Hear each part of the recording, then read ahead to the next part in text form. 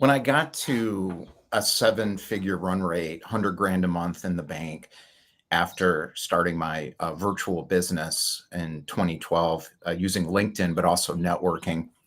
And it still exists. I'm just not, haven't been involved in it since 2020. I didn't notice. I didn't notice because I was too busy, and it worked. And because it worked, I had to move to the next phase right away. And the next phase was operational efficiency and operational structure. So I didn't have to deal with every single client meeting, which I call them how's it going meetings. So this was a retainer business. So we had 12-month retainers with some out clauses and some things in it from our clients. And then we had to provide a service, sort of like dinosaur age for many. That's what came for me in 2020 to 2023 when I adopted the popularity model. And then I abandoned that too in 2023. But I got rid of the service business model first, and then I got rid of the popularity audience plus income model, integrated with the signature stage and the podcast partnerships and all that stuff. I got rid of that early 2023.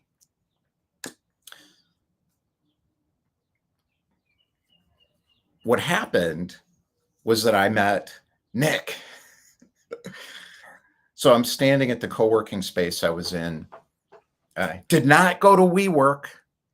No. SoftBank just funded OpenAI. That's going to be interesting. If you've seen the WeWork movie, changing the world of work. No, I went to Industrious. Oh, wait, no, it was before Industrious. The Grind. It was called, oh, this is hilarious. It was called The Grind. I didn't want to grind. I didn't want to grind at all, but I was working at The Grind. It could be, you could look at it as coffee, or you could look at it as their working recommendation approach. They had good coffee.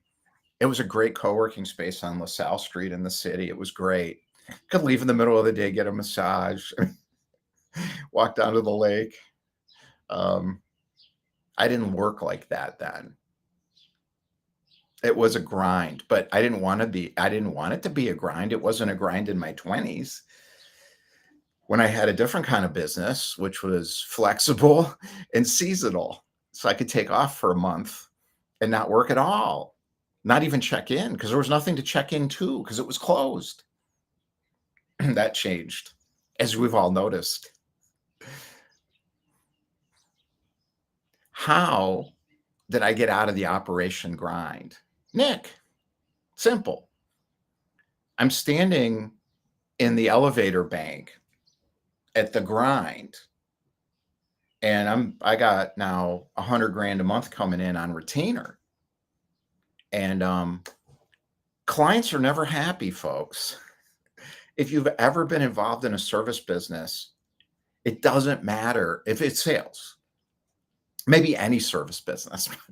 Definitely, if you're making them, your job is to make them money, and you can't do everything necessary to deliver what would be a 50, 100 grand a month sales lead generation marketing department for a little dinky company that's doing a couple million a year in revenue. And that's the expectation. And it's like, all right, I'm going to do the best I can. And we did a good job. But now all of a sudden I'm overwhelmed by the business, and I'm like, no, I'm not going to do this like this. Now, what I'm going to get to is forget fame, build business. I'm setting this up for you about how to attract real clients without having to feed the algorithms on social media. Most founders, business owners, and coaches do not fail because they lack skill. That's not true. They fail because they waste years chasing attention in a system that rewards performance, not value. That's our modern business system. Have you noticed? So I got the money coming in. I set up what's called a, which one was it? Individual IRA. Now I got a whole, I didn't have any employees. It was great. I'm like, I love this virtual business model. It's fantastic. It was called, I forget what it was called before Upwork, but it was a Strike Iron or something else. And I'm working that. I got a team I'm building of people who wanted a lifestyle, but had real skills overseas, a lot of expats. So I was using Flex Jobs, Remote.co. I had a partnership with somebody. He built the whole thing for me with me on Salesforce.com, which we got rid of when it went corporate. And then we moved to a company called Close.io, which rebranded as Close. We wanted to go with outreach, but it wasn't designed. It was designed for well-funded startups. And I'm like, I don't spend money. I'm not going to spend money. I'm going to spend as little of my money as possible, but I'm going to invest money in testing things, and I always have. I'm not afraid to leap into what's next, but I am not going to waste money to follow the crowd up the hill. Never have. So I'm standing at the elevator bank and I'm trying to figure out, how do I not have to go to every how's it going meeting? And what was worse is I had to put the reports together in Salesforce. So I taught myself Salesforce. And then we had a partnership. I had a partnership, and it was professionally built. It was solid. And I learned how to use it. The difference between a lead and a contact and an account and blah, blah, blah, blah, blah, and how to do reports and integration with the calling systems and on and on and on and on. Operations. Operations is key. If you don't have an operational infrastructure, the business is stuck. However, these older models, we don't have to use them anymore. And this is part of the point of what I'll get to.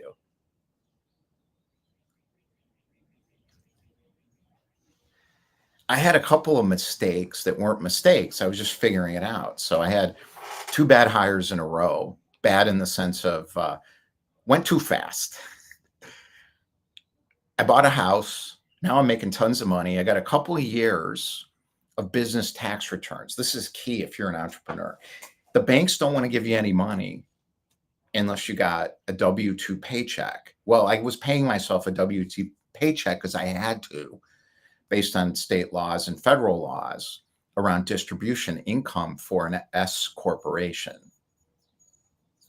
Now, that money I could tax shelter, and I did. And I took a huge number for a couple of years and I put it into this.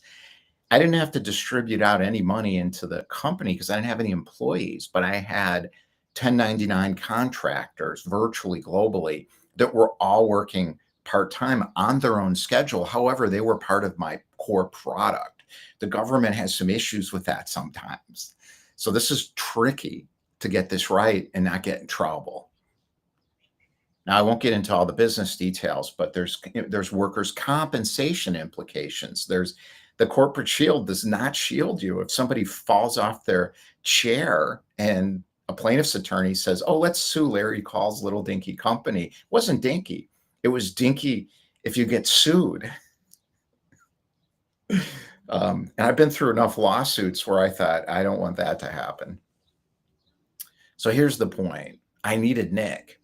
And when Nick showed up, I didn't know it for a week, and then I knew it. And here's what happened.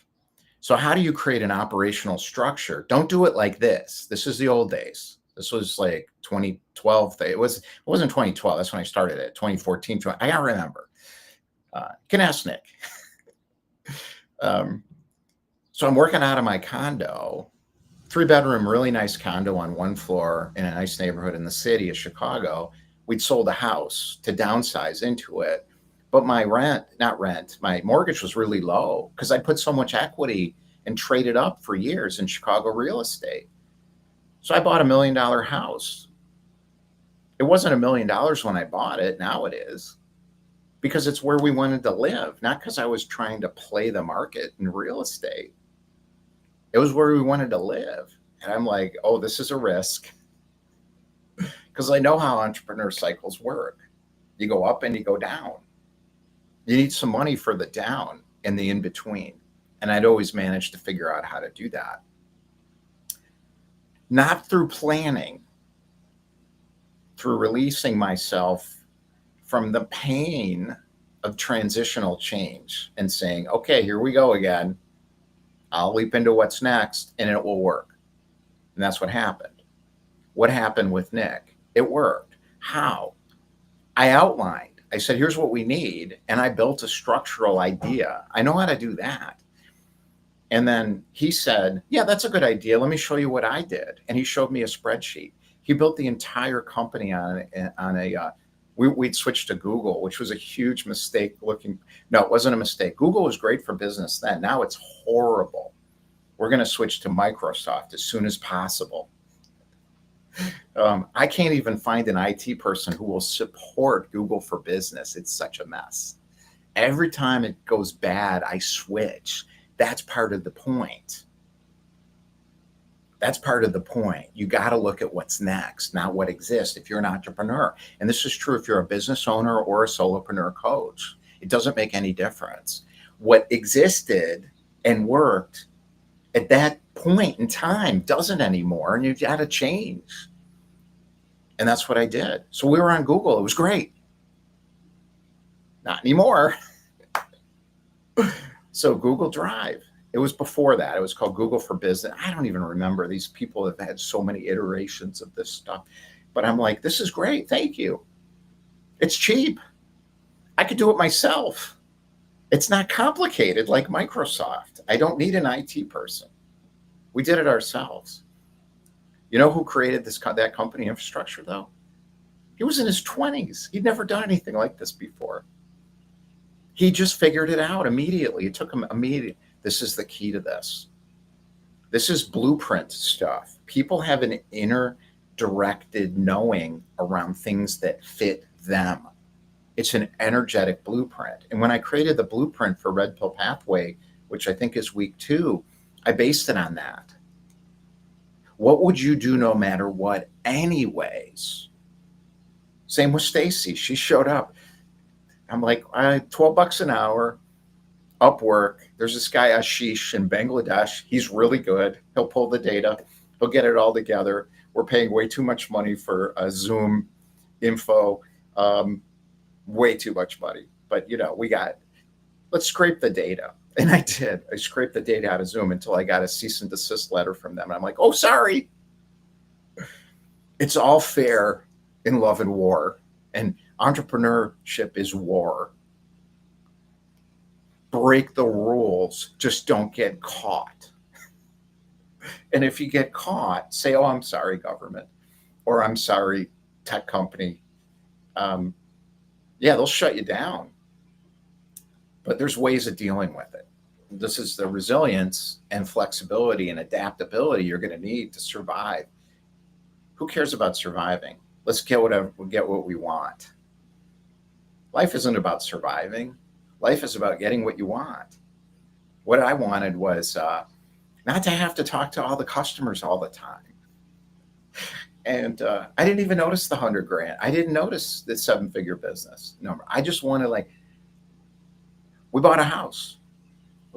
We moved to where we live now. See the shirt? And it's great. I don't want to leave until we move to France. That's next. Or somewhere else in Evanston. We'll see. Who knows? Doesn't matter, because you live in the moment. And the next thing happens and you do it. If it feels right, if it feels connected. What felt connected at the time? Don't do all the ops myself.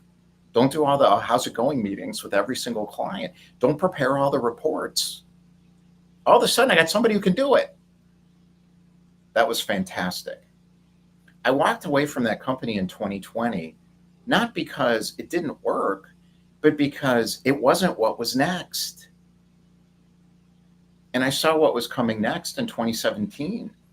It was revenue generation, integrated departments. And I worked on that from probably 2016, 2017. Why? Because GoDaddy shut down my company for a week. Pain is where it begins. People talk about, I left everything for purpose. What are you talking about? I don't believe a word of it. Something bad happened and you leaned into it and said, I can do this. That's how this works. The purpose evolves and comes later, for me at least. Maybe you're a different kind of human being. I was reading the Bhagavad Gita again this morning. I've read it multiple times, and now I'm like, oh, I'm seeing it differently. I am entitled to the experience of life, not the fruit of the labor. That doesn't mean I'm not going to get everything I want. It says that in the next damn paragraph. Ask and you shall receive is how it works. However, we are responsible for action in a connected way based on our inner directed vision. That's a requirement. That's where I am now, because I want my life to be the way I want it to be. It's that simple. And when I said in 2020, okay, I've been doing the revenue generation thing for a while. I created my 2019, I wrote a book on Amazon called No Way Back. It cost me a lot of money. I think it was $6,000 to publish that book. It's not bad.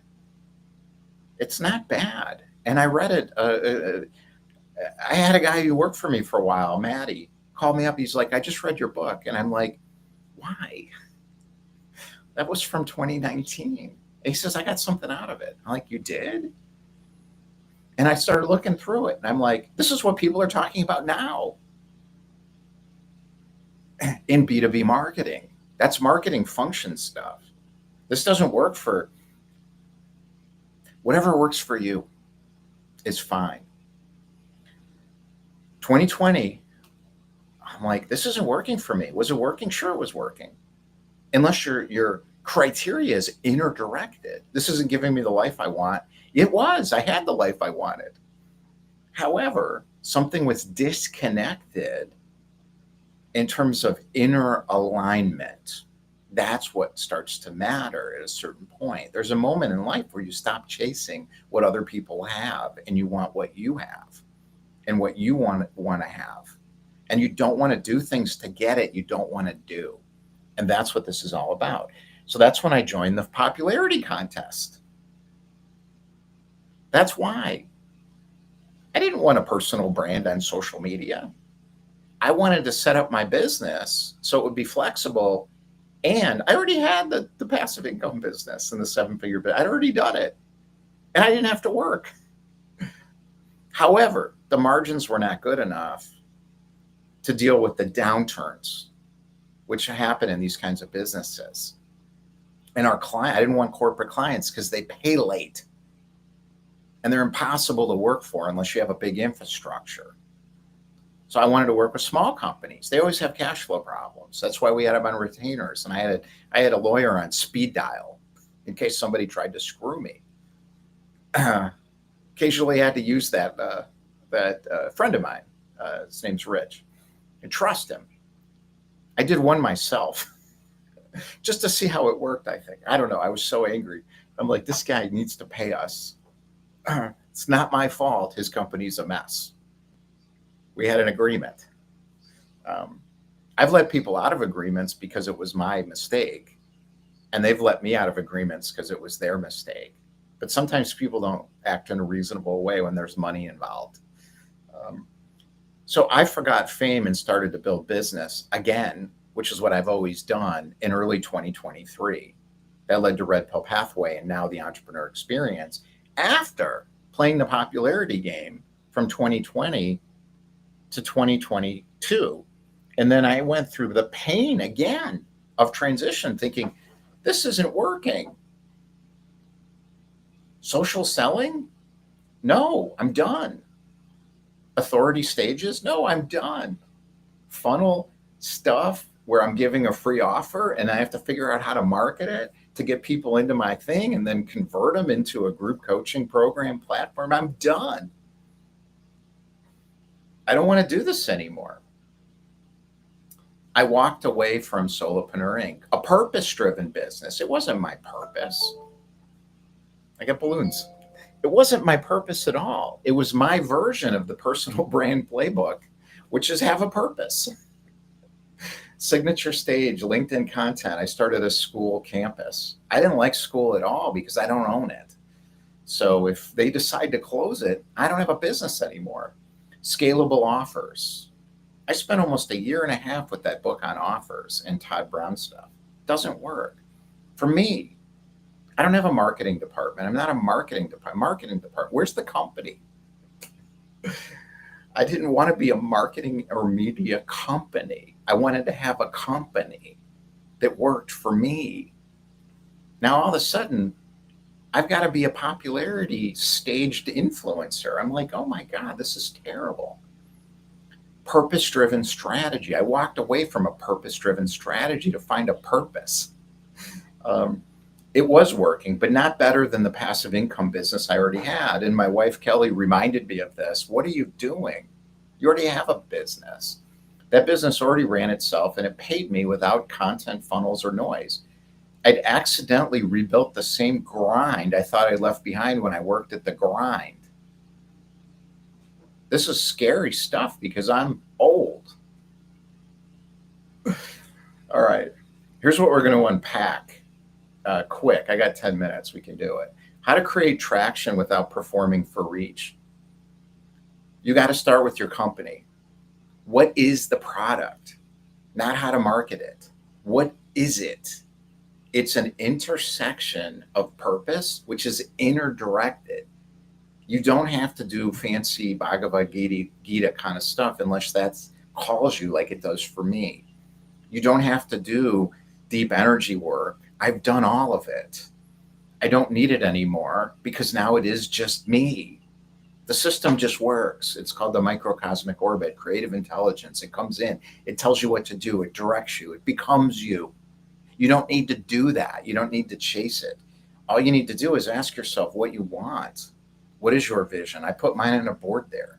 I don't stare at it and try to manifest it. I take action, but I have that in my mind all the time. What it does is it evolves and expands exponentially when I take action. And then there's a down of friction from the world. Now I got to release myself from the friction. That's called the inner work. Your version of that creates traction for you without performing for reach. Performing like a performing monkey on stage, I realized doesn't work for me. Maybe it works for you, then do it. Why reach does not equal results and what to track instead. This is what they teach. 2020 to 2023, I'm doing all this. $150,000 to learn what I already knew. Reach does not equal results. That's marketing. That's a marketing function for a company to drive business because that company has to hit earnings targets and they're afraid. The more fear in a company, the more money goes into marketing.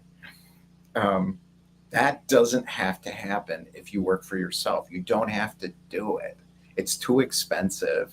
It's not worth it unless you love it. If it's your calling, do it. If it's not, and you're like, I hate doing this, stop. There's other ways. What do you track instead? What works for you? 3, what happens when you stop optimizing and start connecting? That does not mean social networking to put offers in front of people and elevator messages. That is optimizing for performance. Still, the difference is you're not doing it with content. You're doing it in relationship, but it's not a real relationship. People don't function like that in the real world. I've never hung out with people who gave me their elevator message, except people in industries where that was taught, like real estate, mortgages, and life insurance. And those people who are successful in those don't do it either because it doesn't work, except for people who just do that because they can't help it. They love it. That's rare. People who are just naturally built for multi-level marketing systems. They love it. I don't like that. I don't want to do it. Why am I doing it then? Start connecting with people by talking about your own work on the product, all that. How trust-based growth actually works in 2025. It just went to Substack. I went on Substack last year, and I'm like, this is cool. I like this model. And I'm watching them create chats. And I'm like, there's something to this. I don't like the gated content. I think it creates a barrier and a block within their system. Fine. I get it. It's for people who've already built an audience so they can monetize the audience. So you wrote a New York Times bestselling book. You have a movie, you're John Cleese, he doesn't need anybody, but whoever does. Sometimes people who write these books are not, they can't even afford to live in New York. They're like, I'm broke. Why? Because you live in Manhattan. I know. I don't live in Manhattan, but you don't want to downsize your lifestyle. You want more money. Substack's perfect for people like that. The How Do You Succeed on Substack crowd took over the top 10 lists in business. And I'm like, oh my God, it just jumped from LinkedIn to Substack. It is hilarious to watch it. How trust-based growth actually works in 2025. Be trustworthy. You don't have to convince people through marketing. Unless you're a marketer or you have a marketing department, you can hire a marketing department. And if you do that, why? Now I get it. If you got to pay your investors, if you're a public corporation and you got to meet your quarterly earnings target, because your how's it going meetings are coming up. Now, how's it going meetings are not just with clients. They're with the people who are paying for your business. If mom's feeding it, mom might want to know, how's it going? I got to go do some marketing now. Trust-based growth works, but it requires a different approach. It's a more inner-directed approach of I trust myself. I'm going to focus on quality of what I do, and I'm going to find my peers, mentors, and partners to do it together. This is what we've created because it works. How we're building now, lean, direct, and real. If somebody tells me they spend 50 grand a month or 100 grand a month on organic social media, my mind just shuts off immediately. And the Bhagavad Gita talks about this. Seal yourself from your senses. The sense impression of belief that comes at me from social media is like a train. It's like a Japanese or French bullet train. Train à la grande vitesse, I think they call it in France. Look out. Don't blink. Let it run you over. That's how I did it. I let that damn train run me over. And I'm like, I am not going to listen to these people anymore. If you're spending 50 grand a month, I'm not spending 50 grand a month on marketing for what I'm doing. You don't need to. They do. Look at the companies they have. Marketing should be a percentage of revenue. And the industry standards, I don't know what it is now, but we used to talk about this all the time, maybe 4%. 100%? And they're selling me on doing it that way, but they're not doing what they're selling me to do. Doesn't work. This isn't about visibility. It's about building a business that works even when nobody's watching. Because your people will show up because it's what they want for themselves. Forget fame, build business. Build a real business, not one where you rely on a platform to provide the income, like a Substack or a LinkedIn or a YouTube or a school or an Instagram or any of it. If you want to be in a franchise, get a good contract. Fast Science was pretty good. I almost bought a franchise. Almost. Thank God I didn't do that. Why? The number one skill, they had the best contract and the pro forma. And they have rules around disclosures. And I must have met with 15 franchisees. 15. And I'm looking at this, I'm like, this money's great. I can afford it. I should do it. I started looking at the other franchises. I met a guy who lived in Hawaii. He made a ton of money. And he had a licensing agreement for some, it wasn't Signs-O-Rama, it was a third one that nobody'd ever heard of. And I looked at it and I was like, this is better. It's a better deal. But I don't get the Fast Signs brand. That's fine. There's a million of them near where I live. I'm going to do this. And I was on a call with him. And he said the number one skill to open to succeed with a sign industry franchise is process management. You just heard my story. Thank God. Instead of doing that, I got into the marketing AI industry, which led to starting my sales outsourcing company.